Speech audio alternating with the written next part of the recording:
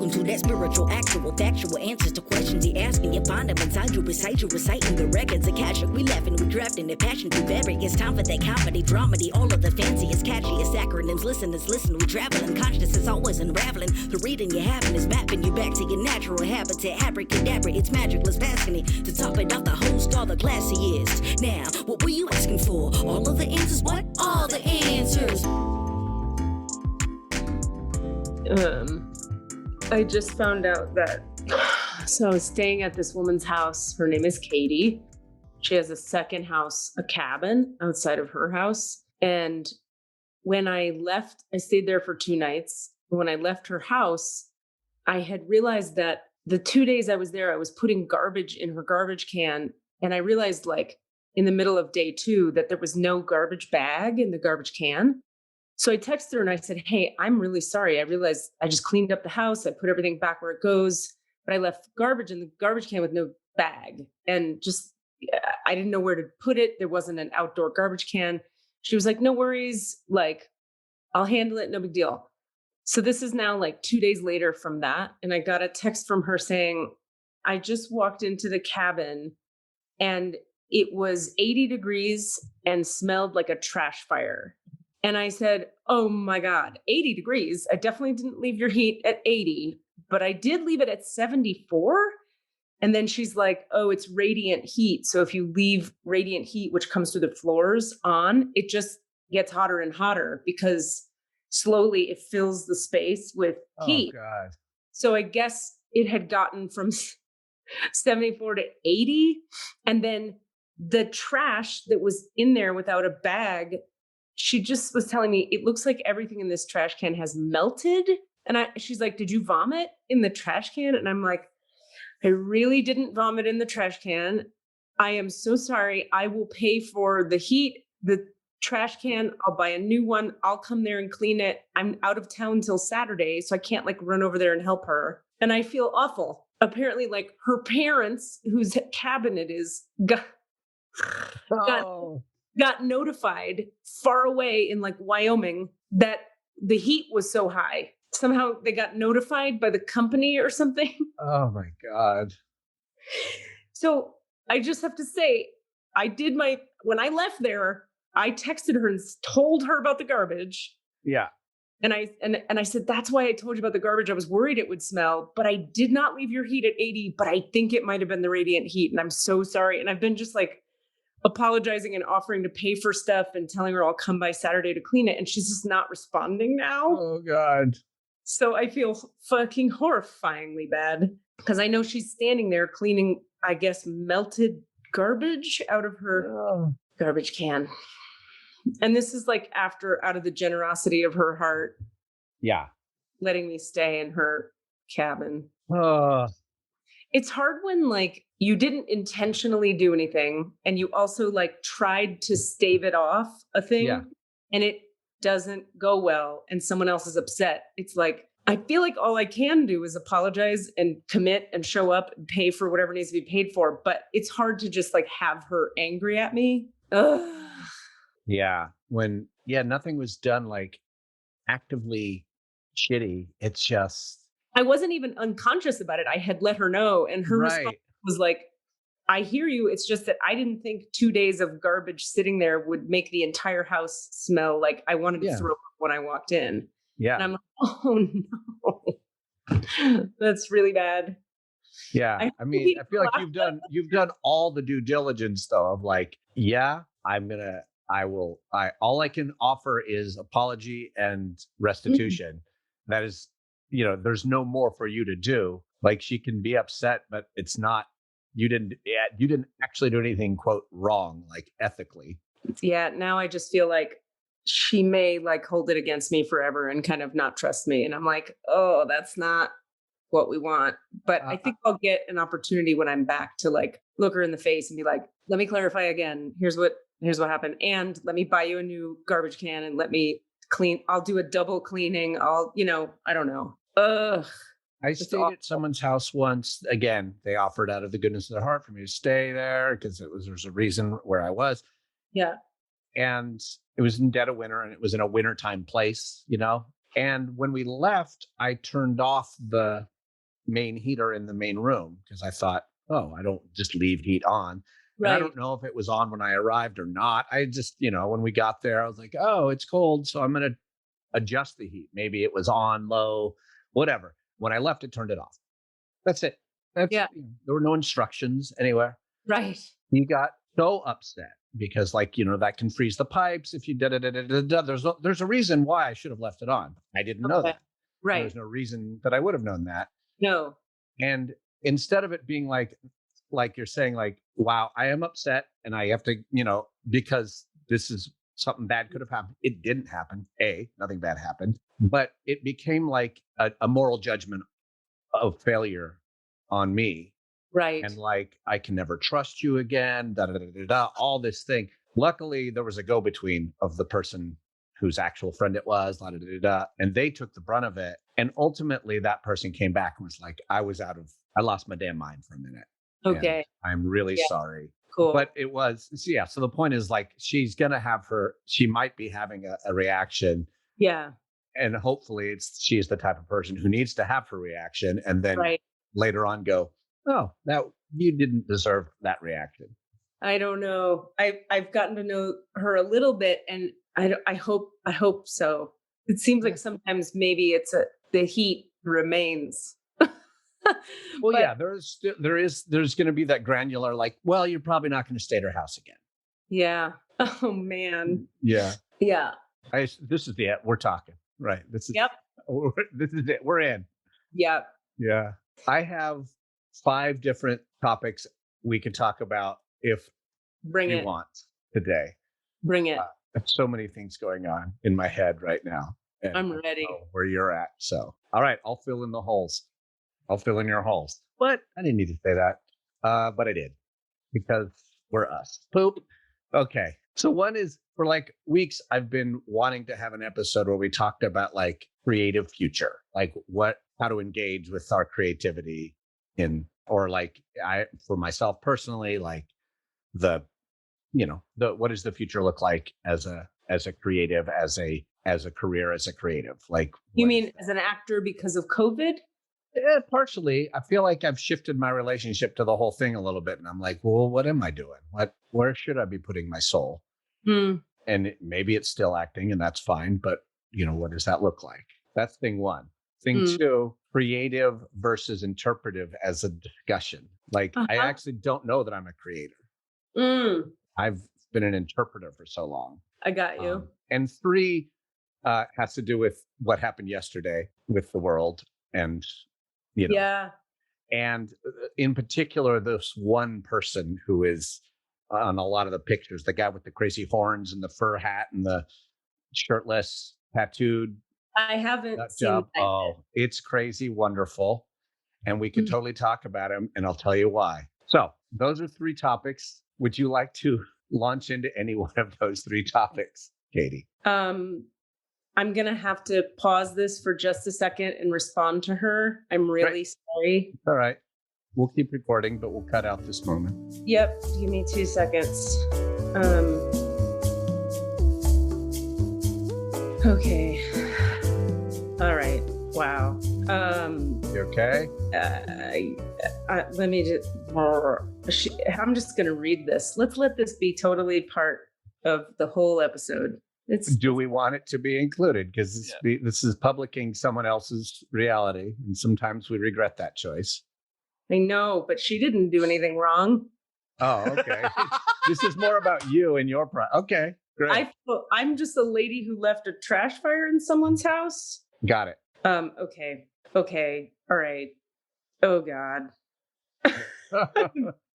She said, I took the trash bin out and it's soaking in my shower, but this whole house smells like dead animals. I don't know what to do. I emptied that trash and it didn't seem like anything that would be so gross, but I've never smelled anything like that. And I wrote, did you see if the toilet wound up flushing or not? Because there was some problems with her plumbing. Okay. And her response was, she said, it seems like the window opening is working. And I said, are you okay with me coming over Saturday when I'm back in town and doing a deep clean and leaving some cash for your lost time and the heat cost? She said, I'm not worried about the cost. The people who own the house are just really sensitive about their house. So I try to be really careful with it. And I said, of course. And you mentioned that to me, and I tried, but clearly failed. So I want to help however I can. Please let me know what I can do. She says, my sister is going to clean it anyway. I'm over being mad about it, but I'm just shocked at how a trash can could get that disgusting. Yeah. And I'm going to write, so am I. I'm racking my brain to figure out what I threw away in there that could have possibly been so terrible. Turned into toxic sludge. Well, good. I mean, it sounds like she's just communicating with you and you're both sort of sharing the shock. Yeah, maybe. Okay. So I feel like, she says, I mean, it wasn't like there was compost in there. Nope. I feel like we're going to need to talk about why I was at her house. Okay. And then I think that might lead us into any number of your topics. We won't spend the whole time talking about it, but I've realized that for the sake of other people who might be listening, I think people need to hear the actions that are being taken and what's happening. Because I've realized at the end of this, or in the wherever I am in the process, that the actions I'm taking are going to potentially help future women, not just myself. And so it feels kind of important to discuss, while at the same time, it makes me feel anxious and terrified, because anything to do with this event makes me feel scared. But I feel like fear and what we do with it are good things to talk about, and they relate back to your third topic pretty well. How does that sound to you? That sounds great to me. I want to follow your lead on this completely, because it really is all about like what you're willing, what you feel okay with sort of bringing back out into the light. Yeah. Yeah. Because there are, compelling reasons on either side of that. What are the reasons on the side of not? Can you share what your thoughts are on that? Oh, just what you had said before, like paying attention, giving this person attention is making him important publicly is exactly what you were saying, what you were sort of not wanting to do. Yeah, mostly out of like, I don't want, okay, I think I know how to do it. Right. Okay, we're not going to, in brief, I have been being harassed and what I would call stalked. A man came to my house after I very clearly said we were done talking. Endless texts, endless phone calls, endless Marco Polos, endless Facebook messages for 15 days in a terrifying way that led me to go to the police and get a restraining order. That restraining order has been served. The texts have stopped for now, and we're all hoping that they've stopped for good. The restraining order says if this person contacts me in any way at all, I get to tell the police, and then the police will put a warrant out for that person's arrest. Additionally, there's a police report that will be completed this week. That means charges will be filed for sure, which is feels terrifying to me, because sometimes when people get charges filed against them, they go crazy again. Right. So, but what I want to talk about is not the individual involved, but is how, in talking with my female friends about this and getting a lot of support from a lot of people, including the police, which thank God for them, it feels nice right now politically, even to be able to say like, the police did a thing that wasn't terrible. Yeah. Like they've actually helped me. Anyway, in talking with female friends about it and getting a lot of support, like there are like 30 people in this town now who know what has happened, who have the individual's contact information and picture. So like, should anyone see him, it's a lot of people know, like he's not gonna be able to hide. The neighbors are watching for him. Everybody knows. So it's like, I'm feeling supported. And in talking with people about it, something that keeps coming up is we all keep talking about the thing of, imagine if I were like a working mother, like a low paid, maybe undereducated mom of 3. And I don't know how to like advocate for myself. Like I had to call 4 different sheriff's departments, 4 different ones, and like relentlessly call so that they would respond to me and get the restraining order served. It was actually very difficult and took 8 hours. and a lot of paperwork and phone calls and emails and so on. And we were just thinking, everybody I talked to is thinking about like, what if you just like weren't raised with a pushy Jewish dad so that you learn, you get to call and you get to push people to protect you. And if you they're didn't not, have the space and time to pursue 8 hours worth of phone calls. if I had kids, if I had a job that I had to go to that wasn't paying me enough anyway, like there's no way I could have done all this. And so that's fucked about the system. And then the sheer fact of there's so much fear in my body around taking action because I know how crazy people, when people are super activated and you set a boundary, like getting charges pressed against them and getting a restraining order against them, they freak out or they can freak out and get worse. So everything in my body says, never mind, I'm not going to press charges. I'll just back up. Nope, I'm out. This isn't happening. But I know better. And I feel for the sake of any women in this person's future that would be harassed by the person, I have to press charges. I have to finish the police report so the charges get pressed. And in talking to my therapist and in talking to other women that have been through stuff like this, they're all like, you're doing a service to the community by following through with that. But I can 100% understand now why women, when people do that thing where they're like, why didn't she let someone know? Why didn't she call the police? Sometimes it's because you're afraid for your life, that if you let someone know or call the police, I'm presently afraid for my life. I'm literally in another state hiding because of how afraid I am. And I'm going to do it anyway. And I'm not comfortable about it. I don't feel comfortable on any levels. Yeah, I don't know. Yeah. And it's the catch-22 of like the very thing that like you must do to stop the behavior is the thing that you're afraid will activate the behavior. So you're caught between, and that's what is relied on in anything, even in so many things, in politics, in social situations, in employment. It's like that's what is relied on, is that you're afraid to piss off the person that is abusing you or dominating you or oppressing you. Yeah.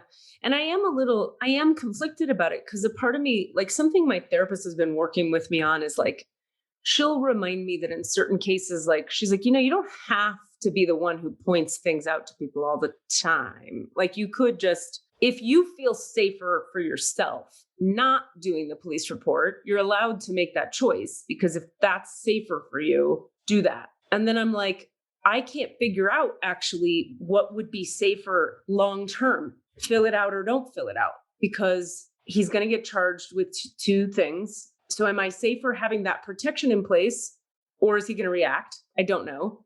And if I don't put the protection in place, am I safer because he won't react? Or does not having it there mean that in 2 weeks he comes right back around and starts doing the same shit again? I have no fucking idea. Right. You don't have control over what he does or says. And in this case, that means that has to do with my physical safety. My lack of control has to do with my physical safety. I've been literally having thoughts like, maybe I'll have to move again. Yeah. Jesus. Like maybe I pack all my things or just leave and move and don't tell anyone where, and then hire a truck to come get my shit and like renege on my rent and just be fucked on a number of levels. I have no idea what that would look like. I'm praying and hoping that because the restraining order is in place, there will be no more contact, but I don't know. I don't know. And then at what point do you feel safe again? If the contact just ends, when will you go, okay, I guess it's over? Like, will you know that? Nope. And also, like, there's a hearing coming up to determine if the short-term restraining order becomes a long-term one. And we both have to be at that hearing. And my therapist said, it is like a travesty that you have to look at his face ever again. Yeah. And I'm like, that's how I feel. I shouldn't have to face this dude and call him out on his stuff to a judge while he's there watching. Anyway, I've had a lot of peace getting out of the state, and I've had a lot of peace since the restraining order is in place and since he stopped contacting me. I think I'm going to go through a lot of anxiety when the hearing happens and when the police report gets filed. And that's all I know. And that anxiety topic, I mean, it makes me think of the thing you were talking about. I mean, the Washington situation, which well, the world doesn't know what's going to happen right now. The world is anxious about these events that are violent and invasive, just like this was with me, and terrifying. And are we safe? We don't know. Right. And are we? Yeah. Are we afraid to speak up because we don't want to reactivate the fucking? No, I think I take the lesson of what you're saying is like, no, actually the only choice is to push forward with speaking up. It becomes the only choice for you at this moment. Oh, for me, I think so. What do we know about? What do we know? What do you guys know about what happened in Washington in terms of who masterminded it and like what is being done about it? Do we know anything about what's being done? I mean, what I know knowing is a fungible word, but I'll go with what I seem to be aware of is I don't actually think there was a lot of masterminding going on. I think there was a lot of let's go to the Capitol because this demagogue is yelling chaotic things that don't have a really clear point to them, except, you stole the election. Okay, what do we do with that information? We go because this is my short version. Then what happens is a whole bunch of people show up to a demonstration with quotes. Then they sort of storm the barricades, but also the barricades get moved. There's like, go ahead, go on in. We saw a lot of that where they just let them in. Like in some locations, there was tear gas and pushback and violence. And in some locations, there was just like, yeah, fuck it, go ahead. And you see cops literally just like chilling, literally leaning against a wall while these guys are going. Wow. Storming there's pictures of that. And then once they get there, though, there's implied violence. There's, I got into Nancy Pelosi's office and took a piece of paper as a fucking, or I broke this nameplate, or I took this flag. But then there's the moment of, okay, we scared everybody and we got in. I guess we'll go now. And then they're let go. They're allowed to walk out without being arrested, which is also insane. I mean, there's a whole other conversation, but nothing actually happens as a result in terms of politically. Is that because the people who are still running the building are Trump people? That's the conversation. The meme joke I saw was y'all asking why they didn't do anything, why the cops were so easy on them, but you don't ask where Miley Cyrus is when Hannah Montana's on stage. You don't ask where Miley Cyrus is when Hannah Montana's on stage because they're the same person. That's the joke. Yeah, that's funny. And so, there's a whole level of that conversation that I don't have enough astuteness to even enter into. There's a conversation about obviously what would have happened had these been any other non-white people or any other, even like people with a different agenda. Yeah. As we saw last, in DC, phalanxes of cops lining, they couldn't even get one step forward because of, at the BLM protest, because cops were ready in full riot gear already. Whereas the setup you saw here was like the guys in their yellow windbreakers. The cops were in their yellow windbreakers to start. There wasn't riot gear out. There was no people. There were no lines of guards. Yeah.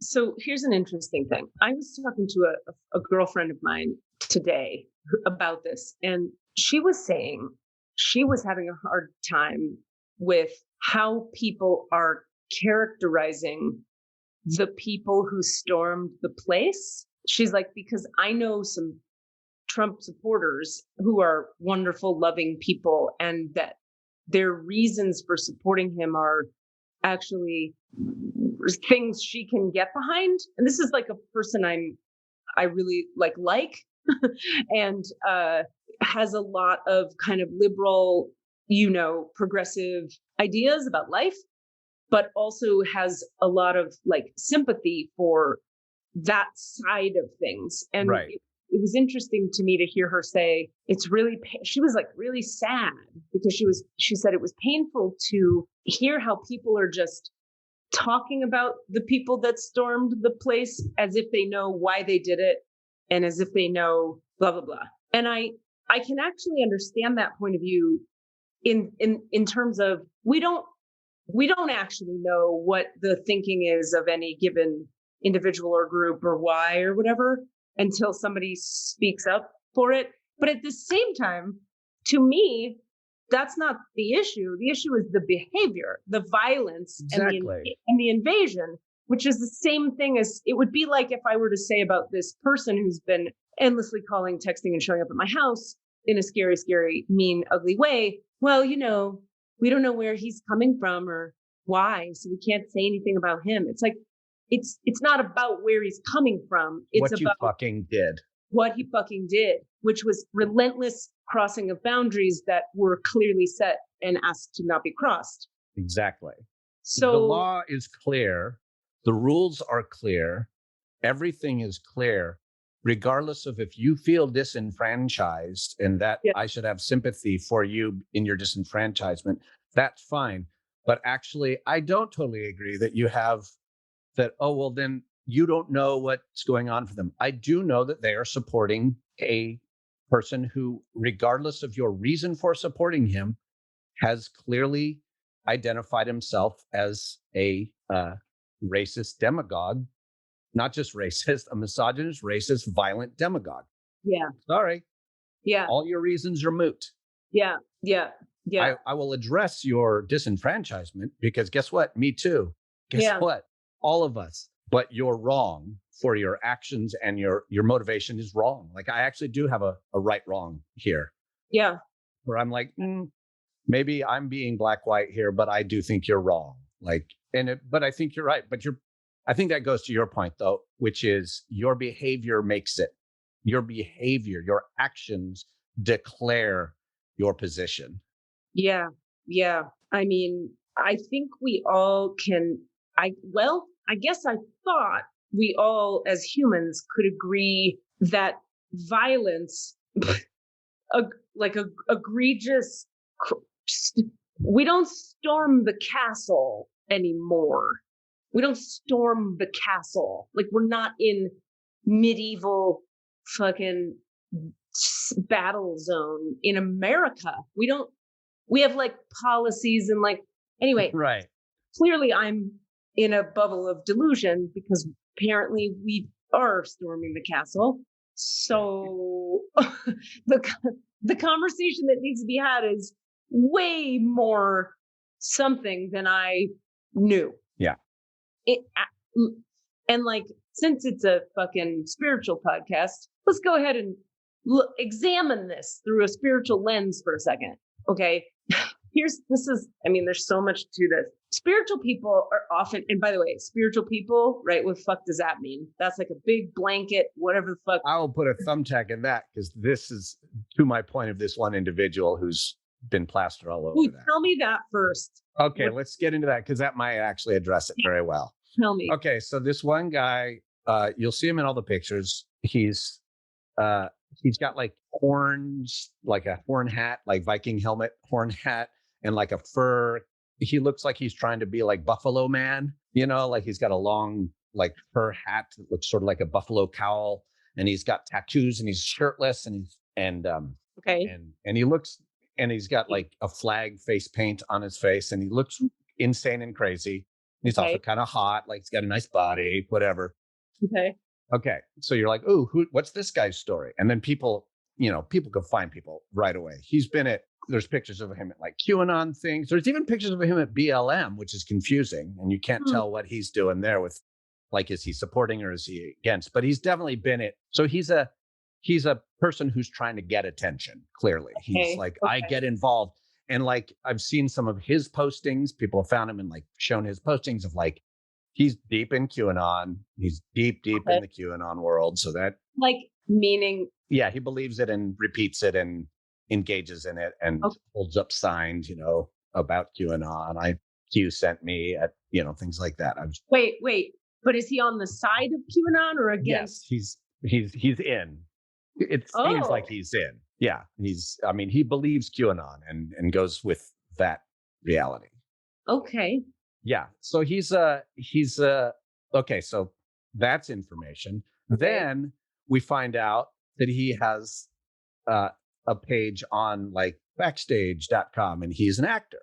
Oh God. And I don't mean like he's an actor playing a role here. I mean, that's one of the things he does. It's going to get worse, Katie. You're going to hate the next part. So he's an actor. And he's a spiritual healer. He's a healer. Boom. Yeah. Boom. He is a shaman. He's a shamanic healer. And I have a description of his services. Oh, I'm ready. God damn it. Yes. And unfortunately, it sounds an awful, it's going to sound real familiar, a lot of his language. Oh, no. So this is where at first, okay, here was my thought, Katie. First off, I was like, oh God, I got to bring this up with Katie, but I don't want it to seem like I'm saying defend being a spiritual healer. Of course I'm not saying No. But also he's an actor. So I'm like, oh, guess what? He's in all of our camp. Yeah. And he's not also. He is in the opposite. He's as far from our camp as you can get. There he is, Katie. Ooh. I'd hire him to play a maniac. Exactly. He's an Arizona-based actor, voiceover, blah, blah, blah. Okay. But here we go. I'm going to sort of zip through. So this is someone cut and paste from one of his profiles or listings. All right. I am a shamanic practitioner and energetic healer. I've been on the shamanic path for over a decade and have numerous different capabilities and gifts at my disposal. Talks about how he doesn't want to charge for his services, but he does. He has a very reasonable fee of $33 an hour. Oh boy. Blah, blah, blah. And then here's a list of some of the things he can do. Basic ascension reading using cards, runes, I Ching, intuitive wisdom, and other shamanic techniques. Energetic healing through the use of higher dimensional energy, neuro-linguistic programming, reprogramming, and syntactical affirmations help you detach from the negative behavioral patterns and untangle emotional knots. And remove implants from your electromagnetic field. Give you the proper light codes to keep your EM field in a harmonic balance well after the session is over. Harmonic repatterning, karmic repatterning through the use of higher dimensional gateways, stargates. You'll be taken on a journey. You recognize all this information. This is I think I have to, real quick, there's a bridge nearby. I'm going to go jump off it. Yeah. You don't want to be in the same world as this guy. I think, actually, you know what? Closer than that, there's a fork in the kitchen. I'm just going to shove it right through my eye. Today's the day. It's all today's the day. So this motherfucker, but this goes to our conversation about healers and trauma and where people come from, also actors and trauma and where people come from. So this guy's acting out in all the ways. But what's scary is to think that someone of this, who's this kind of, who I don't fucking know him, but he has publicly shown himself in too many places for me not to have formed a judgment about his character. Quick question. So he showed up at this Washington thing? He was in the middle of the motherfucker. He's one of the guys like breaking in and grabbing a flag and running with it. And it sounds like he's a conservative actor, healer, maniac. Yeah. Those QAnon believer, conservative question. Well, conservative is even now at this point a confusing phrase because there's another one of our people that I know follows our work, and I'm having maybe whatever, she can have her own opinion. I recently was like, oh, look, there she is on Facebook, full blown MAGA, QAnon, also all the things, just like this guy, and also what we need is love and light. What we need is love and light. I'm confused. How is love and light MAGA? How is love and light QAnon? So the problem that I think we are running up against is, it paints the brush. Unfortunately, it splashes over onto you as a spiritual healer, as someone who engages in things that people can't really recognize in the rational world necessarily yet, that seem to some people to be outside the rational realm and seem a little crazy. And that, I could see absolutely someone going, I'm grabbing that and I'm grabbing this. They're sucking the blood of children in a pizza parlor, and we need to bring the star beings to stop them. Okay, that's fair. I hear the reasoning. I'm with you. Yeah. Boy, that's unfortunate, isn't it? It's really a bummer. And so I felt like maybe it's appropriate to bring up. And then also, this guy's in my world, a world which needs a lot of viewing right now. Like, we're doing a lot of like, hey, let's look at how fucked up the acting world is. Well, I mean, fuck yeah. Look, I don't feel an ounce or a modicum or a cell of defensiveness I know. Because I mean, I know who I am and I know what my intentions are, and I'm whatever. But it's like, well, you and I have talked about this forever, right? You and like, just in our friendship before the podcast, like, we've talked so much about how all the stupid shit about spirituality gives actual spiritual people a bad name. Yeah.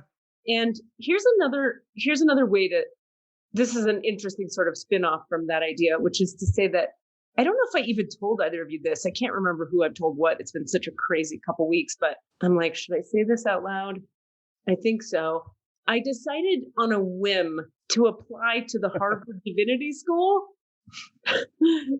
And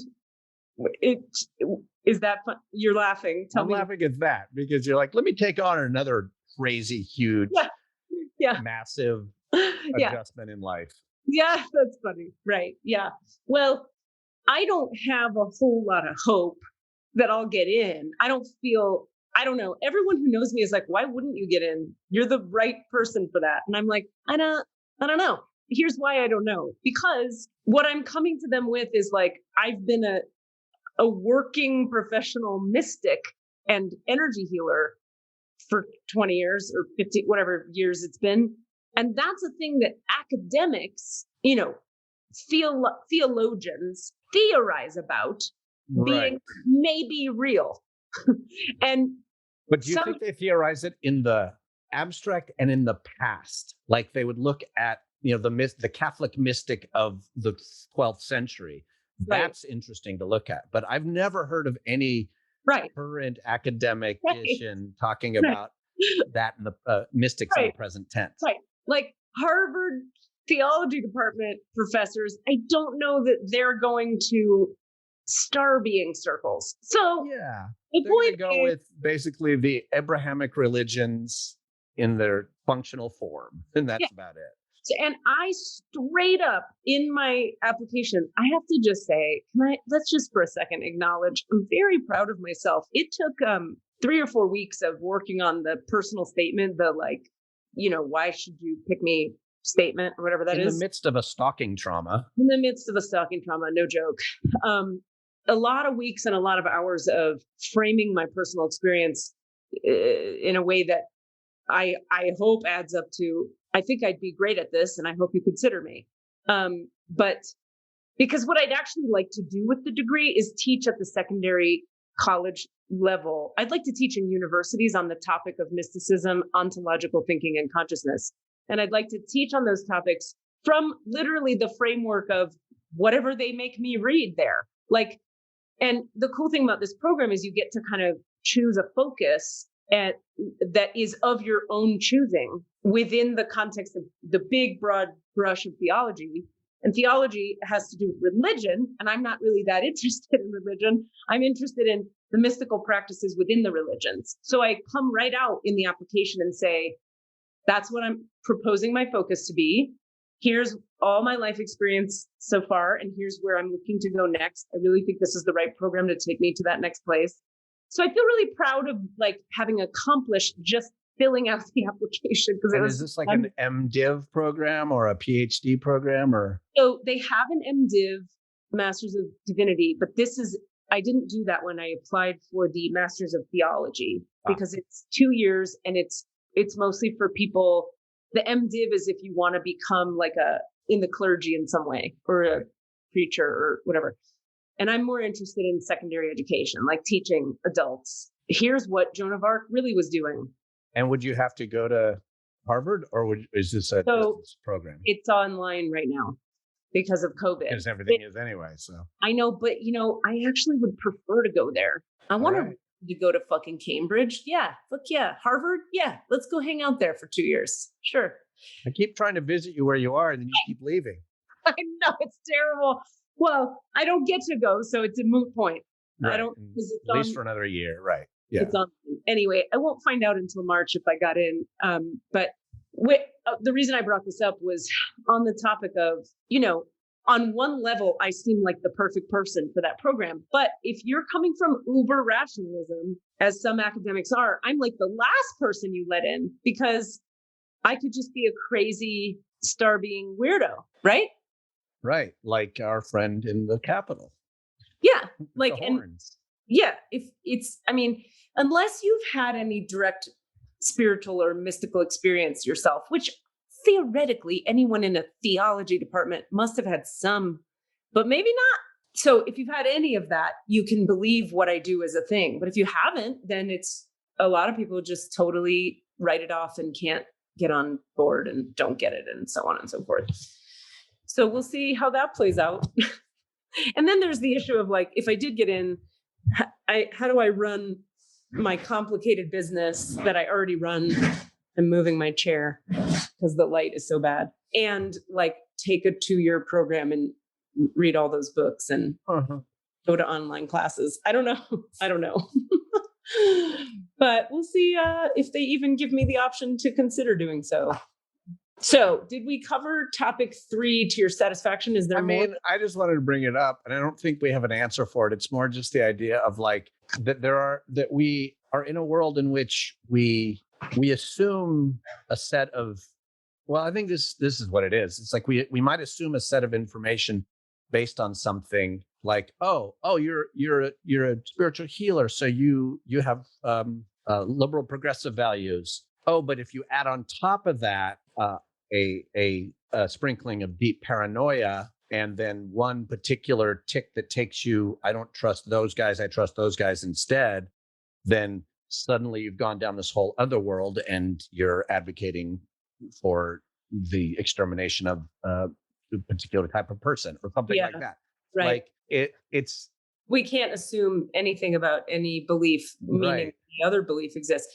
100%. That was it on here that was it on here that I was saying a while ago that I for a while I was on Facebook going, wait a minute, like really feeling really confused about, am I listening to a liberal nut job or a conservative nut job? I can't tell anymore. I always think about it as sort of, it comes around the backside and meets, with the sort of, super radical libertarian, black helicopter paranoid. Looks an awful lot like the super left wing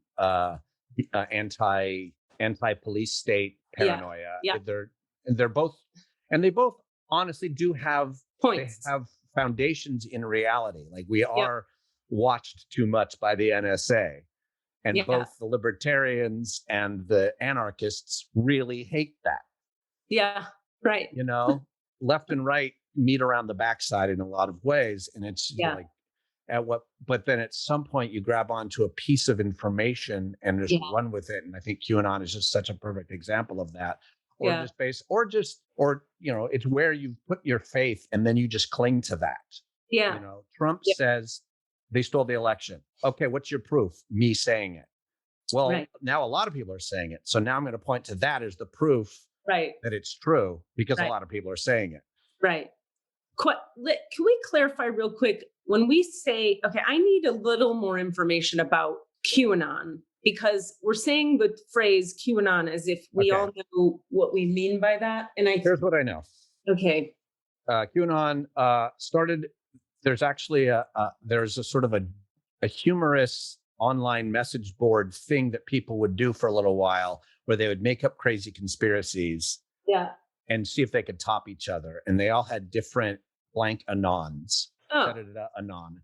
And they were very obviously a joke. This was some years ago. And one of them, calling himself QAnon, started putting these drops into this sort of, I don't know if it was Reddit or if it was even more like 4chan or 2chan or one of those those boards, which are a little more disgusting and horrifying versions of Reddit. But he started doing drops and calling himself QAnon because he had Q level clearance within the government, whatever that means, was what he was claiming.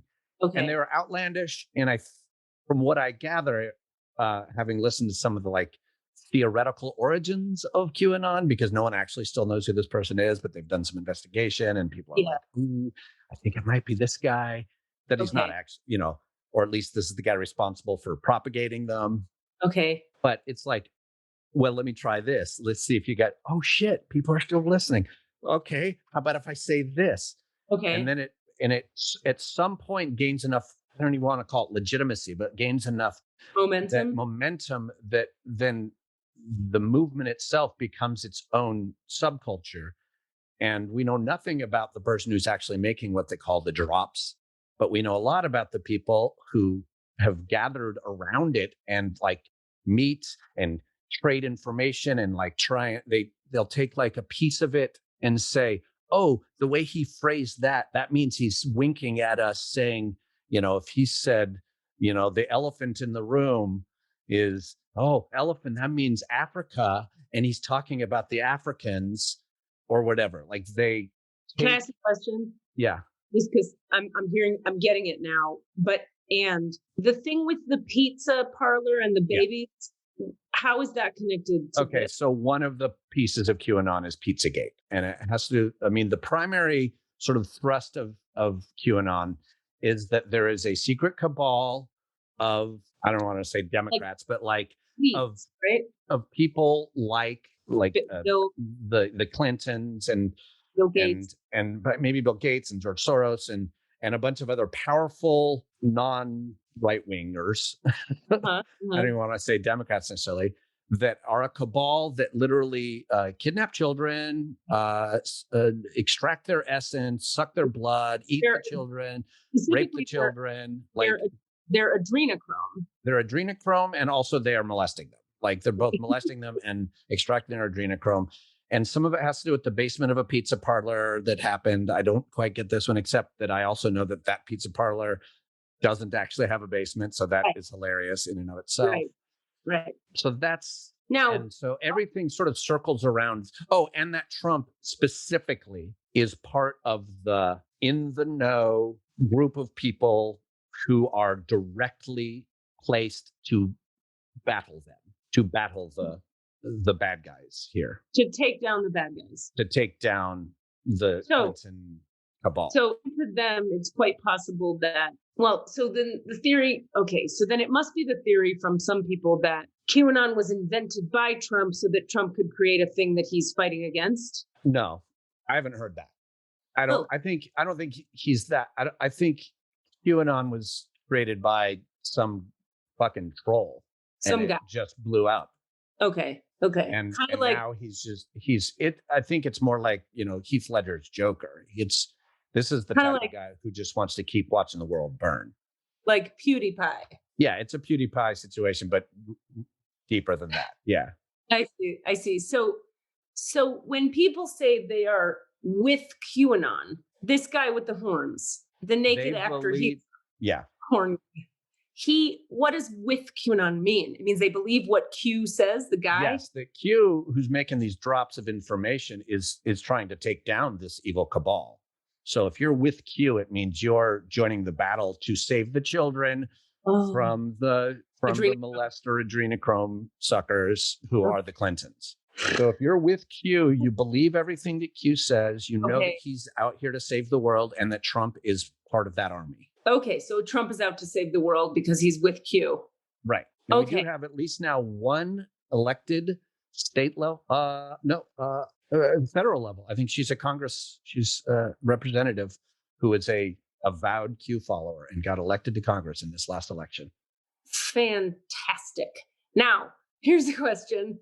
So oh, damn it, I lost my train of thought. Wait, Trump, Q, QAnon, people. You know how Armchair Expert has Armchaired and Dangerous, right? And we've been talking about it, right, Des? Yeah. You haven't listened to it yet, Cass, but it's this. Do you remember the guy's name, Des? The guy, the Kiwi guy? No. Okay.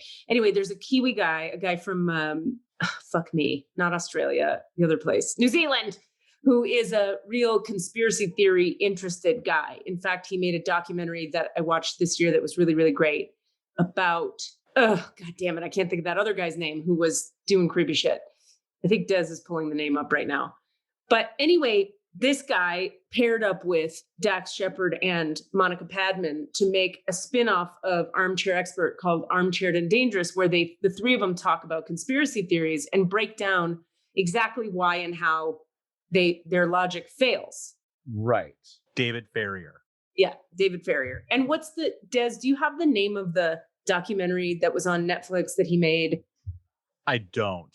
I'll look that up too. Okay, because I'd love to mention it right now. It's a great documentary. It should be easy to find. Anyway, so David Farrier, Dax Shepard, and Monica Padman do like every fifth episode or something of Armchair Expert is an Armchaired and Dangerous. And one of the things they were talking about in one of the ones I listened to was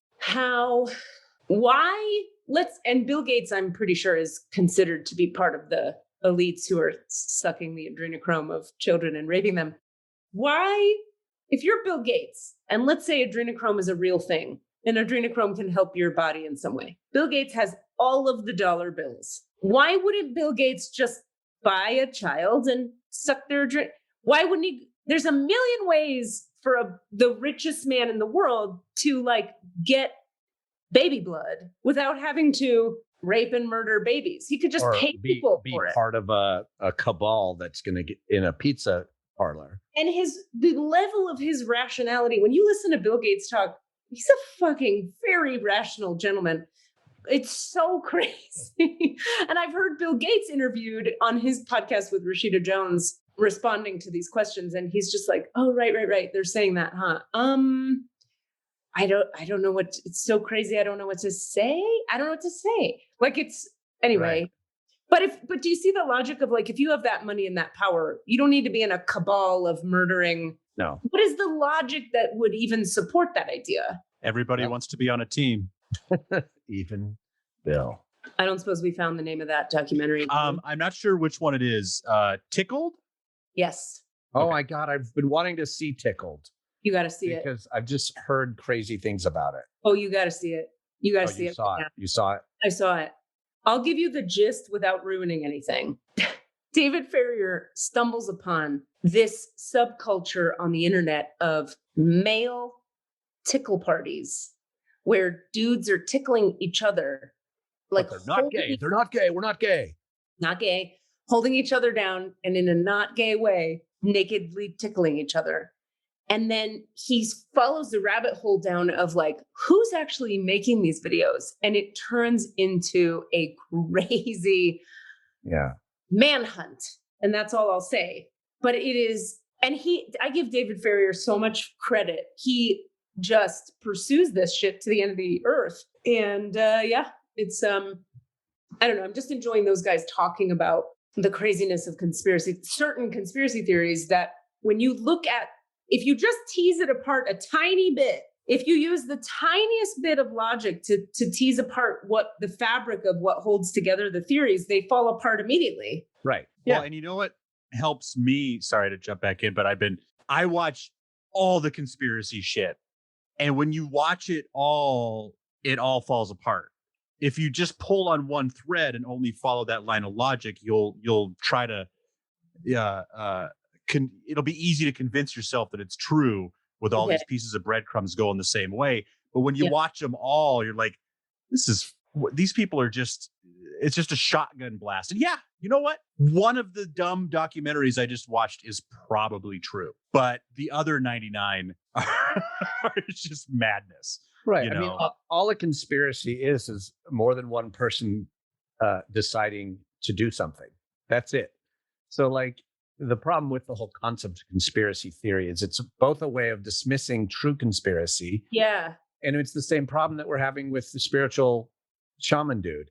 It's like the batshit that isn't true pulls in the stuff that actually is valid and needs to be looked at and sort of covers it up because you pile on enough bullshit, then the thing that's real is in that same pile of bullshit. Yeah. And you can't see it because we've got, that there is, we talk about like, oh, the deep state and the shadow government. Well, yeah, there's an intelligence operation within our government that does shit that we probably don't approve of and don't like.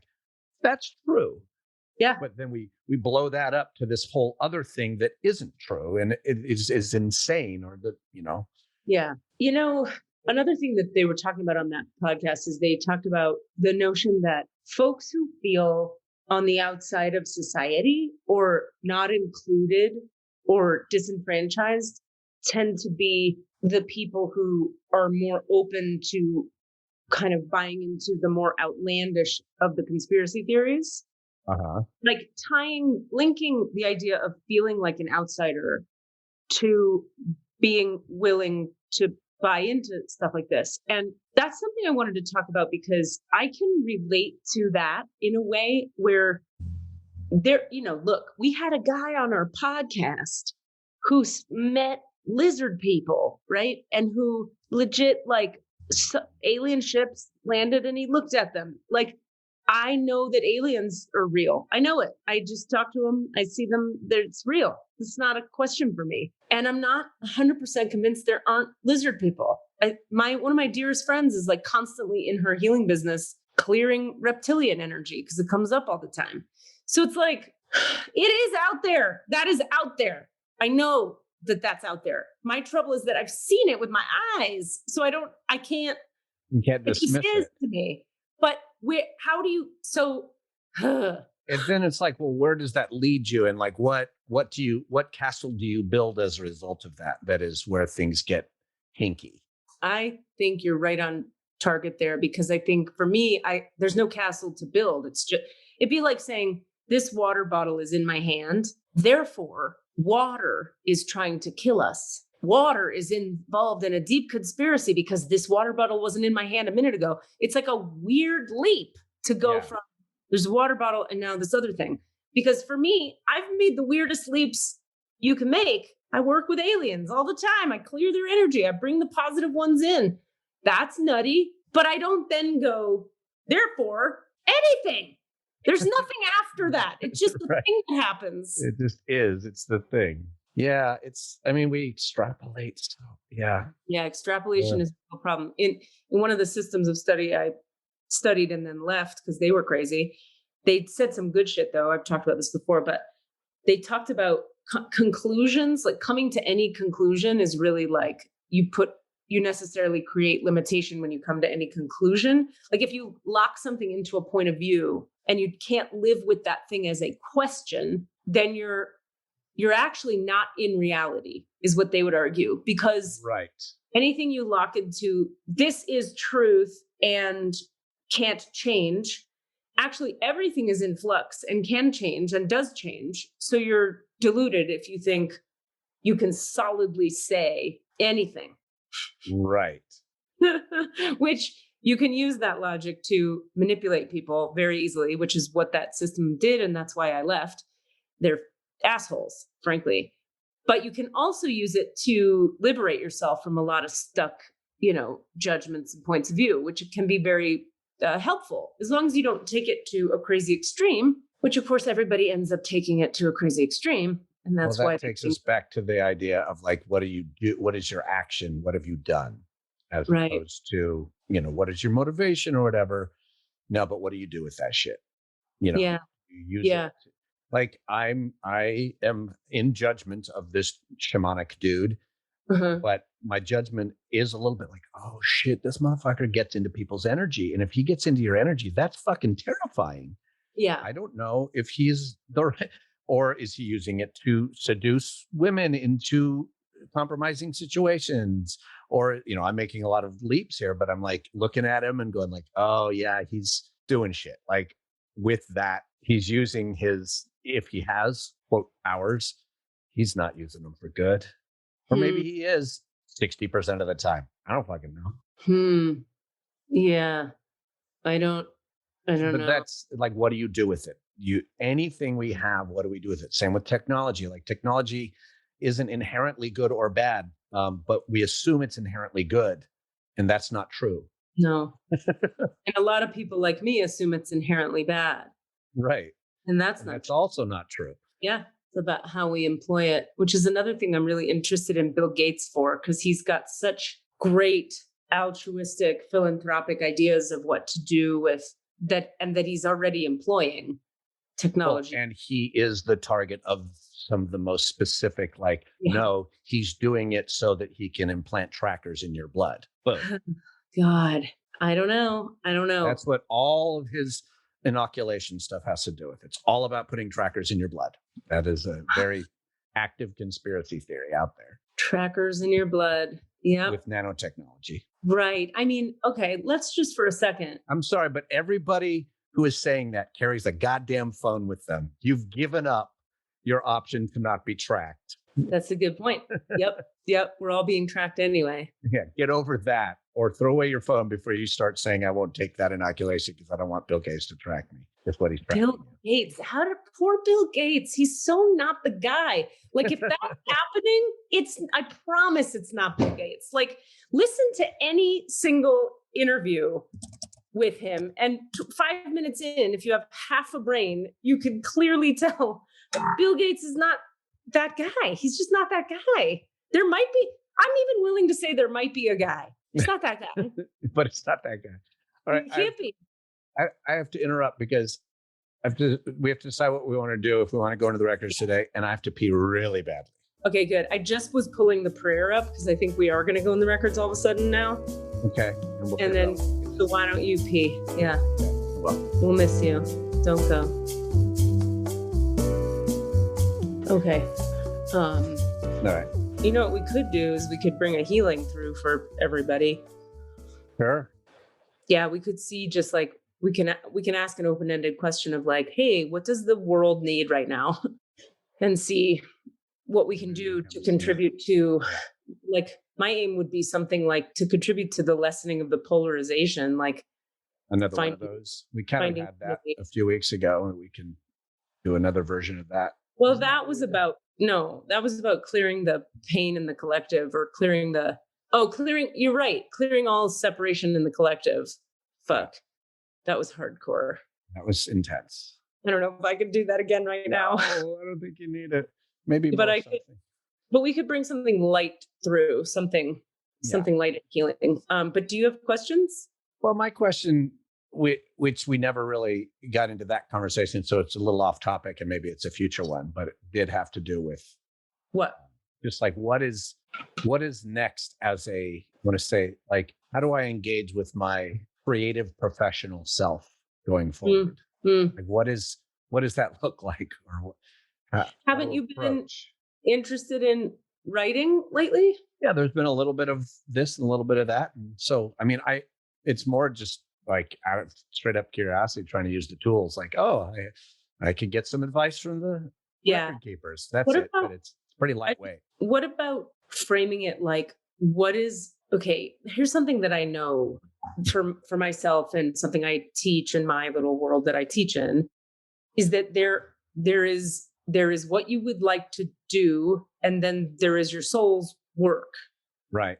There's like what you're actually doing, whether you're, and so we can get on board with that, or we can be like, I'm just going to spend my life trying to figure out what I want to do.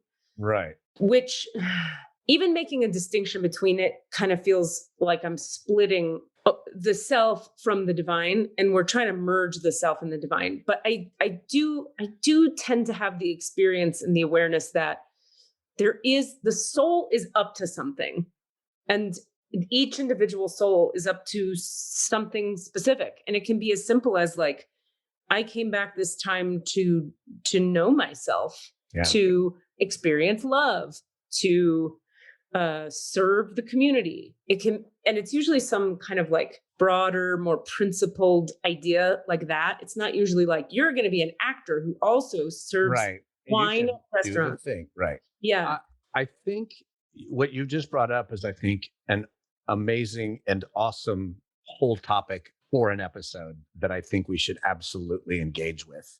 But I feel like it about just like, talking about one's soul's purpose versus what one wants to do. I think that is a fantastic episode that we should actually table.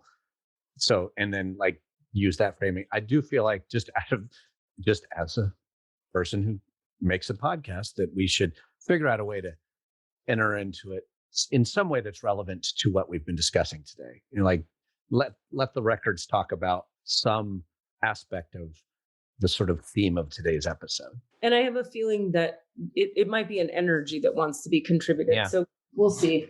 All right. So maybe we just let the record keepers tell us what we need to hear today. Yeah, I think that's it's a broader question. I'm just sitting with whose records we're opening. So the collective, no. Cassidy, me, Desmond, that reads America, no. Well, let's start with us and we'll see what happens. Okay, so we'll take a couple breaths. We'll close the eyes and we'll just drop into our low bellies and get present to this moment. Let's feel the bottoms of our feet flat on the ground, relaxing the full weight of the body into the chair, allowing the chair to hold you up, giving up the need to control too much of your body and your reality, and just really relaxing and releasing into this chair and this moment and this breath. We're going to visualize at the bottom of each of our feet a little foot chakra, opening and spinning, opening and spinning, opening and spinning, until the entire surface area of the bottom of each foot is an open field of energy, or like an open window, allowing the electromagnetic field of our bodies to connect with the electromagnetic field of the earth. We're going to visualize 500 energetic roots or extensions of our individual essences extending from each foot hundreds of miles into the planet now. 500 roots from your left foot and 500 roots from your right foot, down and down like tree roots growing in every direction, hundreds of miles down into the earth. And we're going to ask or intend that those roots extend down to the portion of the earth that each of our individual souls connects with most deeply. Yes, good. We're going to see now as that process continues a grounding cord extending from the root chakra to the center of the earth. We're going to say that it's about 1.5 feet wide open, big, wide open root or tunnel or tube. Just visualize it. Shooting to the center of the earth. And the moment it hits the center of the earth, which it does so instantaneously, it begins to receive from the earth itself. We're going to align with the idea that the earth has a soul, Sophia Gaia, and she contributes healing energy up right now through our grounding cord, into our root, forward, flowing into each hip, down through the quads and the hamstrings, the knees and the calves, the shins and the ankles, and into those roots that we just extended down into the ground moments ago. Allowing your low belly to be open and the genital area where your genitals meet the chair that you're sitting in, allowing that area to be open energetically so it can receive. This is the first and the second chakras. Very important to be open there so the earth can support us in our survival and our creativity. Okay. And I'm just sitting with, is it in this group's highest good for us to pull the blues? No, we're going to go right to the prayer from here. And so keeping your awareness on the heart chakra, feeling into the center of your heart, and keeping a simultaneous awareness of those roots we just created, we do acknowledge from here the forces of light, asking for guidance, direction, and courage to know the truth as it is revealed for our highest good and the highest good of everyone connected to us. Holy Spirit of the divine, of God, please protect me from all forms of self-centeredness and direct my attention to the work at hand. Help me to know Cassidy Brown, Desmond McNeese, and myself in the light of the Akashic Records. To see Cassidy Brown, Desmond McNeese, and myself through the eyes of the Lords of the Records, and enable me to share the wisdom and compassion that the masters, teachers, and loved ones of all three of us have for all three of us. Okay. So we're just asking the Lords, masters, and teachers of the Akashic Records of all three of us today, a group of us, this little mini collective here. I ask that you deepen each of us individually into our own records and into the group collective records of the three of us.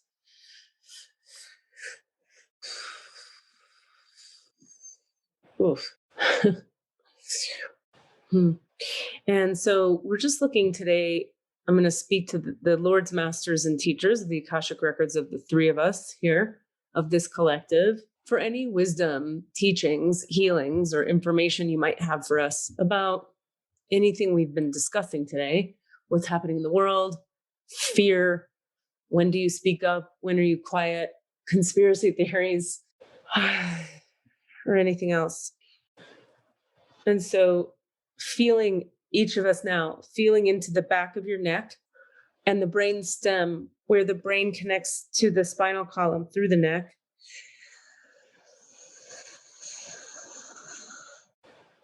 And just practice receiving, open and receive. We're bringing healing energy through.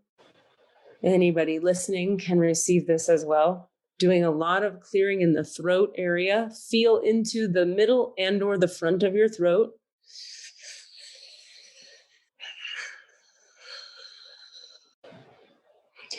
And as you continue to feel into your throat, get present as well, if you can, to the back of your heart, the center of the chest, but all the way toward the back, toward the spine. Just feeling into that area. We're going to bring some light there too.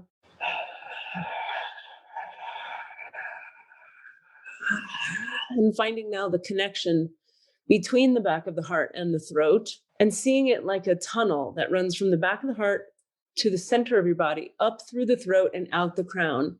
And see a bunch of heavy, sticky, stuck energy leaving through the top of your head, out through that pipeline. Oh, and let's say that it's like dense and thick and heavy, and as it leaves, it turns into just like light white flecks of light, releasing out through the top of your head.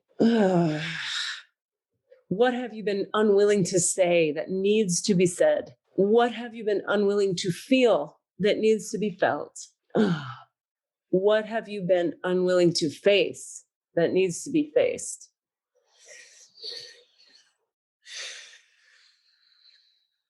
The truth will out. It always will. Honesty is the best policy. Integrity ultimately is necessary. You can't get around it. People pleasing leaves you out of the equation. Stay with your throat and allow whatever's there to release through the top of your head.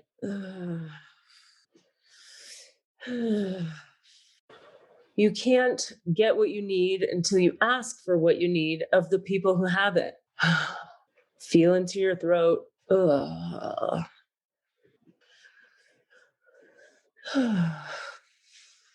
Remember, as we pull through each of you, the fears that drive your people-pleasing, codependent behaviors out of your body and out of your programming and replace it with light, that each time you choose from faith in you deserve what works for you, you deserve to have needs and boundaries. When you choose from there, you create more of what you're desiring to have. Each time you choose from fear, you create more fear.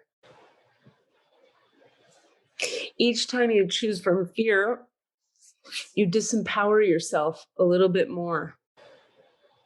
And it can seem like it makes things easier, and it does in the short term. But in the long term, it disempowers you and devoices you.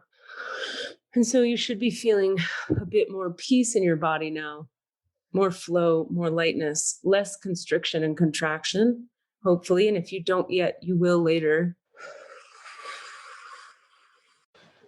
As for what's happening in the world, let us bring through some peace. Peace to soothe the heated waters of the hearts of humanity, and not a peace that causes the voice to vanish into the darkness or to the background, but a peace that allows the issues at hand to be addressed from a peaceful place. Yes. Okay. And so we're calling on the Lords, Masters, and Teachers of our collective Akashic Records. Yep. And any and all star beings, you're welcome, who desire to contribute to bringing peace to this planet and to the two sides, the two polarized sides of humanity's heart right now. We're asking for any and all light contribution to soften the polarities and the separations between human hearts and to reunify human hearts. We're asking for the softening of the warlike edges in the collective consciousness, and a strengthening of the healthy masculine energy, a bringing forward of the healthy, integrated, holistic masculine energy within all people, such that when strength is required, strength is available. We wish to articulate that in your dualistic three-dimensional reality, there are masculine and feminine energies that operate like two poles at the sides of a battery. And when they're spinning correctly together in correct relation to one another, they blur the edges of the two poles into a non-binary energetic frequency, turning the battery, if you will, into a non-polarized, non-gendered, non-two-sided energetic stream of light and consciousness, such that the purpose of these polarized energies, it has a purpose. It's that when they operate together and spin together in each other's, like if you think of the masculine pole as one side of the DNA strand and the feminine pole as another side of the DNA strand, they spin together and the DNA becomes neither masculine nor feminine. It becomes oneness, the space of peace and integration and wholeness, ease, fluidity, receptivity, communal connection, connectivity, filial, familial, agape love. This has been a contribution from the Arcturians, who struggled with some similar energies as Earth is working through now. And they offer us the reminder of hope, that love can be the central animating force on a planet. It is for us, they say. It can be for you as well, if you so choose. And those of you willing, able, and desirous of facilitating the continued and increasing flow of love into and on and through your planet are blessed many times over for being energetic contributions to same. So when you are inclined to polarize within yourself, find whatever portals of light you have that connect you to love, and notice the edges of your polarization softening, which then allows you to function as a carrier of the love, which then inspires the people around you to carry more love and to find the light within them that softens the edges of polarization within them. And on it travels until the planet wakes up. Yes, it is an extreme and an idyllic vision, but your population's survival and thrival depends on you believing in this idyllic vision. You've grown so cynical, so many of you, and understandably so. You've been trying to survive in a world that moves way too quickly for its own good, and so you've hardened your hearts. We offer this transmission of love as a reminder that we did it. We depolarized. We became one collectively. It is possible. I mean, all right. So they're sort of like, does anyone have any questions? The healing is complete for now. Does anyone want to throw anything in the hopper, as it were? Cassidy? I'm just thinking through that. I don't have any exact thoughts coherent yet. Let's look at this creative question for just a moment. I just have, they're wanting to honor that. Okay.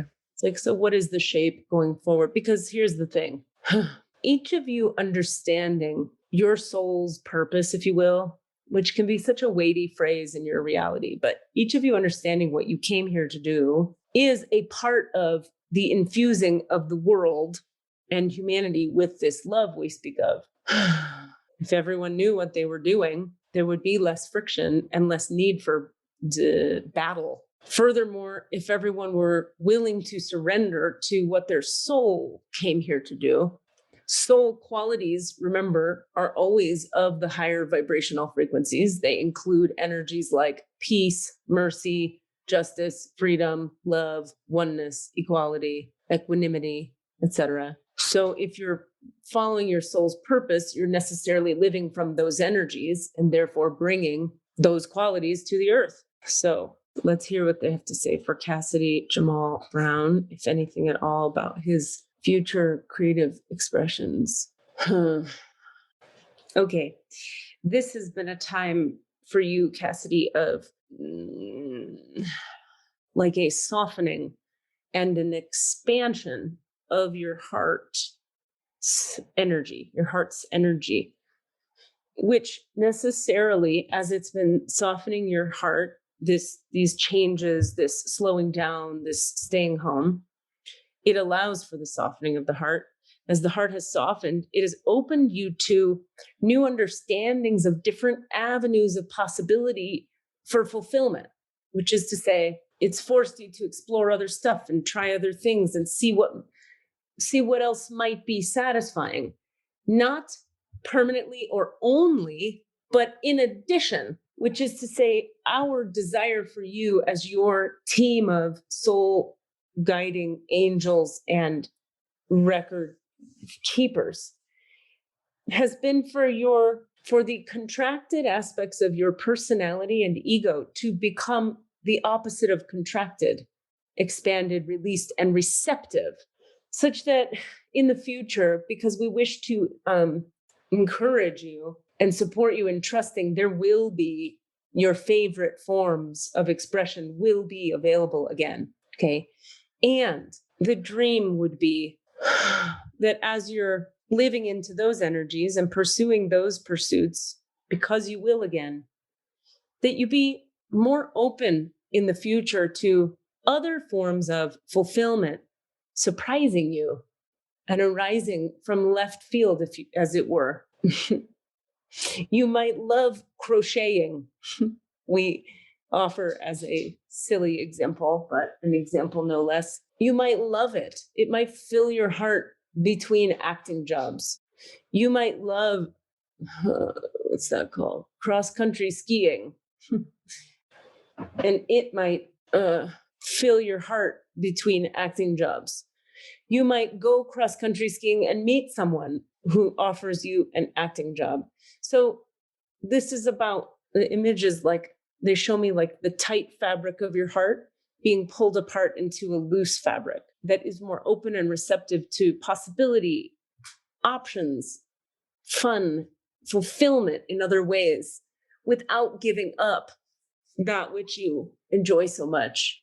And lastly, remember that as you give up the desperate clinging to the outcomes you desire, as you give up the have to have the job energy, that doesn't mean you don't get the job. It means you're liberated from the have to have. You're open still, but you're not suffering as you pursue your desires. Does this make sense? Yeah, that's definitely in line with the shifting I have felt within myself away from the have to have. Yeah. And really being grateful for that. But then finding the next piece of that, which is where does the drive or passion come from? If not from fear, if not from panic, if not from clinging. Mm. And I know that obviously there are better forms of striving than passion, than clinging and fear and panic. Well, so that's the next step. Is what they're saying. Yeah, is desire, and desire is innately and necessarily connected with authenticity. And this has been a piece for you that is detangling in this time. You're finding a more authentic connection to self, which allows authentic desire to arise. The trick will be not to judge the new forms as being lesser or not cool or not good enough. Desire and authenticity are best friends. You can't have one without the other. That was good for me to hear. Okay, so just a quick question, and much more. Is some sort of camera or media work asked for, like film, television, whether it's creating my own or finding projects to be involved in? That's what's in my head a lot lately, and I think. Well, the question is, do you desire to pursue that? Yeah, Okay, so desire and authenticity. If you authentically desire it, pursue it. Do you understand? Yeah, because it's the thing I've talked myself out of the most. Yeah. And what have been your reasons for talking yourself out of it? I'm in the wrong place. I'm too old to start. They don't need another white guy. I'm not interesting enough to start now. I don't have anything to say. That's talking myself out of the creation part. Yeah. And how many dads and lawyers and surfers and 50-year-old tech software sales characters are there constantly in that field? Yeah. And do I want those? Is the other question. Yeah. Like, well, yes, you do. You desire it. I do. You're right. You're right. Yeah. That just sounds fun. That just sounds fun, frankly. That's a big part of it. That's desire. That shit sounds fun to me. Desire. What sounds fun is what you desire. Yeah. Hallelujah. So when you go into that theoretical place in your mind, remember that's your mind. Oh, do I really want that? Is that beneath me? That's judgment. Yeah. Which blocks you from being connected to your authentic desire. Authentic desire for you comes in the body, the heart and the belly and the low pelvis, not the mind. Follow what you find fun and satisfying, always. Desire, too, will give you the engine to follow through with the steps that are necessary to take. If there's no desire, you'll lose motivation. But you can easily talk yourself out of your desire. That'll kill motivation, too. That one you have control over. Don't do that. Okay, we're going to close the records now. Okay. I want to thank the masters, teachers, and loved ones for their love and compassion, the lords of the records for their point of view, and the Holy Spirit of light for all knowledge and healing. I ask that you return Cassidy Jamal Brown and Desmond McNeese and myself to our complete human wholenesses. Return each of our energies back to ourselves now, please. I ask that you return Cassidy's energy to himself and Desmond's energy to himself and my energy to myself. The divine portal and the Akashic Records for Cassidy Jamal Brown, Desmond McNeese, and myself are now closed. Amen. The divine portal and the Akashic Records for the three of us here today are now closed. Amen. Divine portal and the Akashic Records for the three of us gathered today on the podcast, Desmond, Cassidy, and myself, are now closed. Amen. Amen. Amen. Oof, I am still spacey. Okay. Ooh, thank you guys. I hope that was as lightening and levity bringing for you as it was for me. Good. I was just reflecting on what a sort of calico patchwork grab bag today's episode is, which is no judgment on that. Just I was very aware of like this topic, this thing, this other thing, this topic, this idea, and I actually had trouble in the first part of once they were open, when they were transmitting information and wisdom, I had trouble staying listening. I would start to take something in and it would take my brain away and I would go walk away on a path. And then I'd be like, oh, wait, they're still talking, or, and I'd have to return and I'd have lost the thread. And that kept happening until you started talking about the masculine, feminine spinning weave idea. And that kept me, I was all the way in for the rest of, from then on, I was paying attention. So what aware of that. I was just aware of not paying attention. What do you think it is that had you not paying attention? Can I answer that? Yeah. It was the tar from my lungs that she was clearing, and Cassidy didn't need it as bad as I did. Oh, okay. So that was more for you. And I was like, oh, you go ahead and deal with it. That's interesting. So the first part of it was very connected to you. Yes. Yeah, I was really clear on that too, but I didn't want to say so to call you out. So thank you for acknowledging that. I was like, this is all Desmond. Uh-huh. Yeah. Fascinating. So that's why I was like, yeah, okay. But I also try not to be in judgment of that space. I would catch myself having walked away as I was describing it. And then I was like, well, A, I'm still hearing it on another level, so I didn't need to do it in the conscious mind. And B, that was the result of what came to me. So, I don't have to be like, oh, you're bad. You didn't pay attention. And my mind wandered during the masculine femininity thing. I would find myself like at one point, like I was literally like in a lake or a pond or something, like on a boat. Huh. And then Katie took a really long pause and I was just there. And then she came back and talking. I was like, whoop, out of the lake. And I also had one of the things I really, really noticed, and somewhere in the transition of topics, I got hit with this ball of energy on the back right of my head, like my brain almost. Like it was like getting hit with a water balloon of energy. And I just felt it spread like, and it didn't go all the way around my head, but it just really concentrated and spread about a third of the way around my brain and then just slowly dissipated. And it was really electric. It was very, very interesting. You said it started where? At the back of your head? The back right of my head. And that started when during the process? Like I would say somewhere during the transition where you cleared my lungs and Cassidy was getting involved in the masculine feminine portion of the because I don't want to say I don't need that, but it wasn't it's not your thing. It wasn't what was up for you. Right. Yeah. And this whole experience for me was like I've had a, you know, for lack of a better term, I've had a shitty 24 hours. Nothing traumatic, but just and I had a great therapy session at 11 today, and that brought me down to earth. And I knew that this was going to expand on that grounding, and it 1,000% did.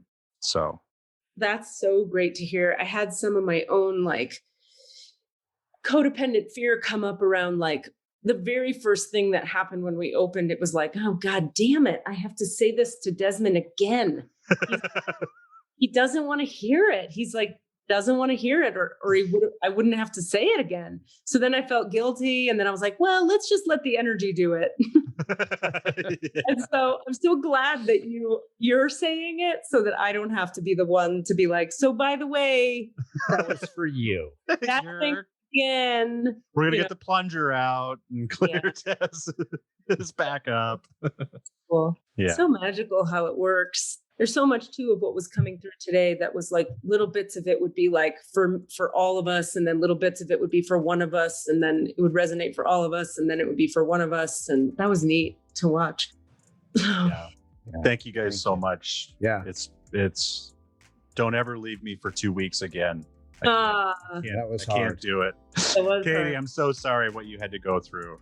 You had more than an excuse to take a break, and thank you for sharing with us, and my heart's with you, and stay safe, stay smart. Thank you. And let's just say prayers that it's actually over so that doesn't have to interrupt any of our flow anymore. Yeah. All right, guys, I got to hop off. All right, let's talk soon, and I'll see you in a little bit, Katie, right? Yes. And give me that audio. I got to turn this bitch around. You know why we had to send him that audio? So he can do the work. Do your work. Do your work. Do my work. What are you asking for? All of the answers? Say what? All of the answers? Yeah, all the answers. Hey guys, thanks for listening. We'd love to hear from you. Please email us with your questions so that we have questions to answer in the Akashic Records. Our email address is allanswerspod@gmail.com. That's allanswerspod@gmail.com. And if you'd like to find us on Facebook or Twitter, it's @allanswerspod, @allanswerspod. Thank you.